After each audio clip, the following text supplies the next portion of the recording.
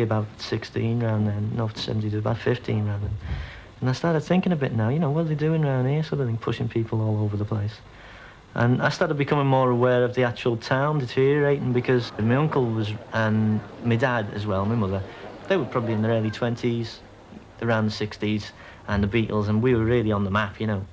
I really couldn't wait to grow up and go to all the parties they were going to. We used to have loads of parties when we lived in Scotland Road.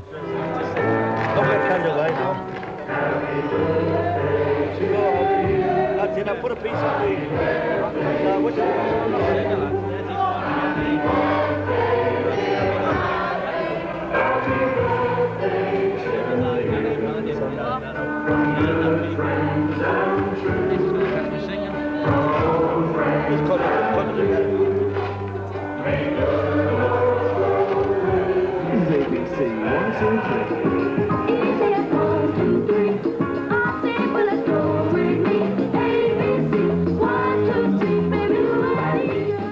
Liverpool became an immense port through the spread of industrial empires like that of William Lever.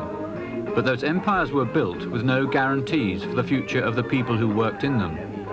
The docks are shedding labour fast. The shipyards have all but gone. Factories and warehouses lie derelict. And for the young people of Liverpool, the 80s have seen the pendulum swing backwards.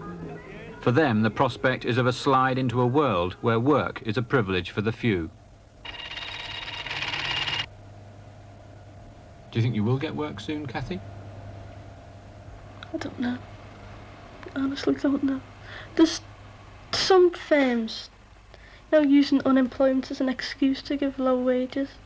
Like a friend of mine, she works in an office 9:30 to 5 days a week, you know. And her top line is £30 a week. She brings home about 26. And, you know, she goes in and asks for a rise, and they just say there's plenty of people who'd be glad to have your job. And that's it.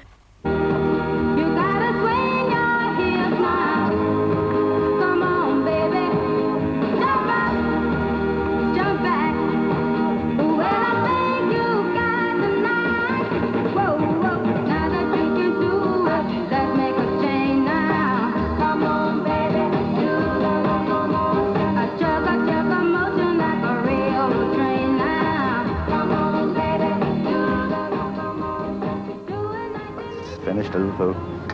As far as work goes, like, the jobs have done a typist for 6 months.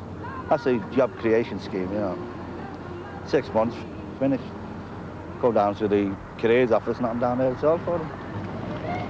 You don't worry so much about the girl. You think, well, she'll get married and her husband will provide for her, but it won't be a Liverpool bloke, I don't think. I'm 65 now, I'm retired. You look at it. And yes. Yeah, on top of that, I'm expected to pay just on £17 a week rent. Oh, well, once you retire, you've forgotten. You're on a different planet when you retire. You don't know you. Don't know you. I bet you worked all your life. No, seriously, no. Well, you know, we're more tense now. I don't think we're not alone on that, you know.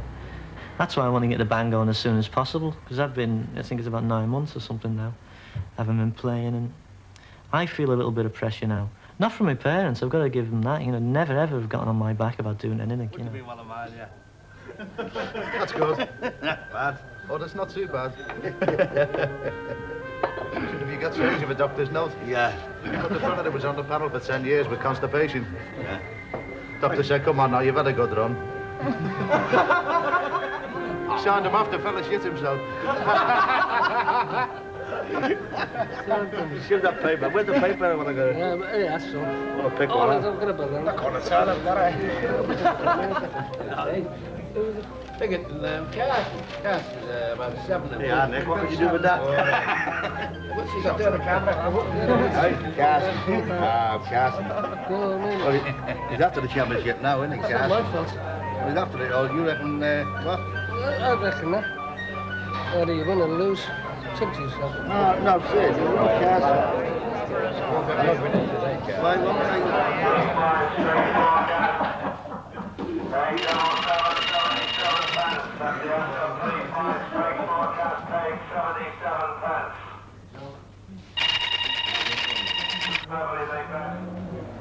When people lose faith in the future, they often react by going underground, by working outside the tax system, mainly for cash. This so-called black economy is now growing in Britain at the rate of several £1,000 million a year. And in places like Liverpool, where 1 person in 4 is officially unemployed, it's become a vital safety net in the struggle to make ends meet.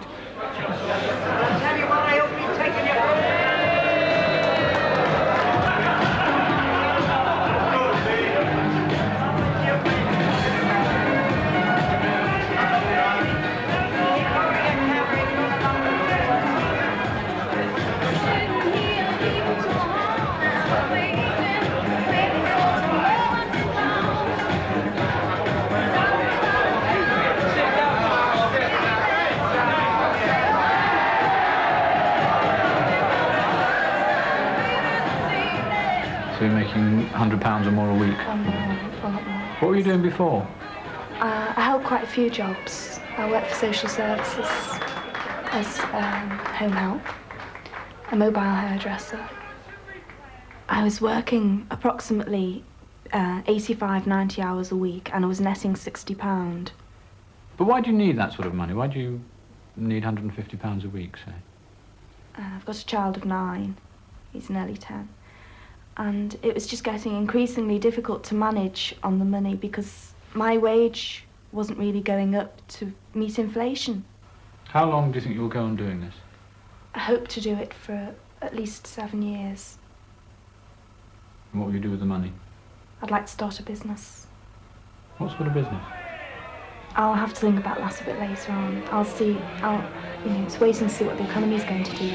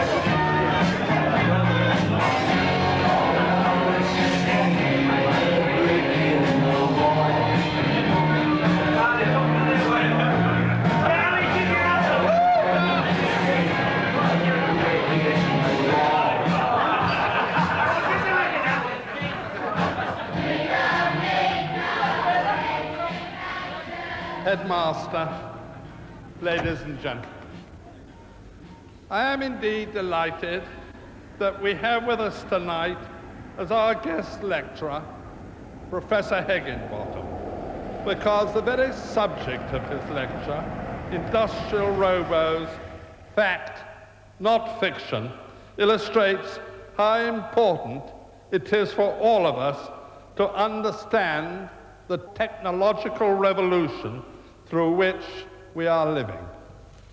I remember so well, when I was a schoolboy, one of the things I enjoyed most in the school holidays was paying a visit to the soap factory at Port Sunlight. Here, I was able to see literally hundreds of girls stamping the soap with its brand name. Unilever today is a massive conglomerate run by Dutch and British managers, but the energy that helped create it is lost.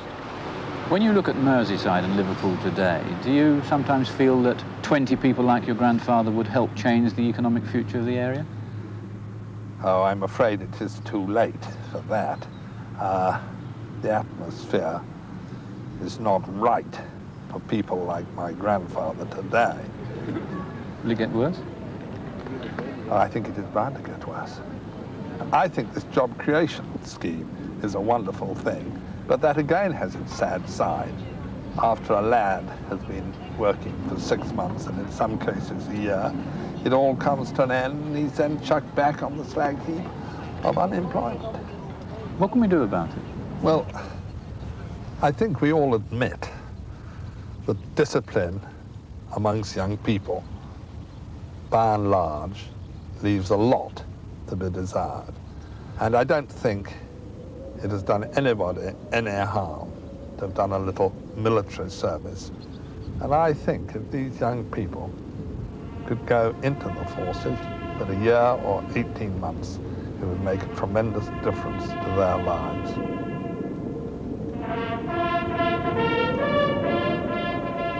I've got no son, therefore I am the last and final Viscount Leavyhilme.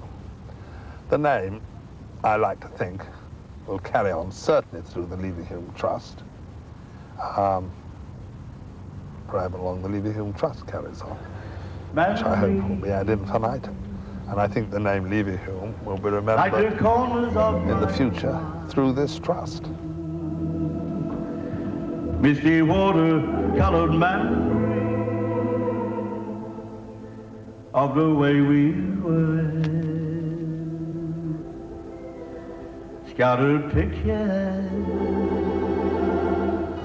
of the smiles we've left behind.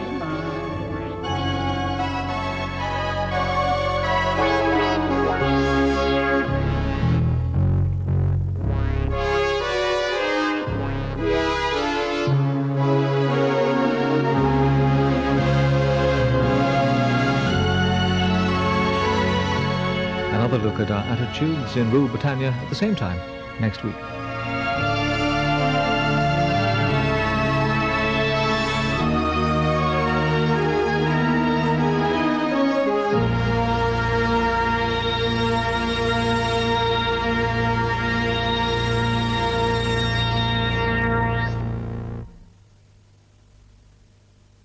Next, a new series of Spearhead in Hong Kong.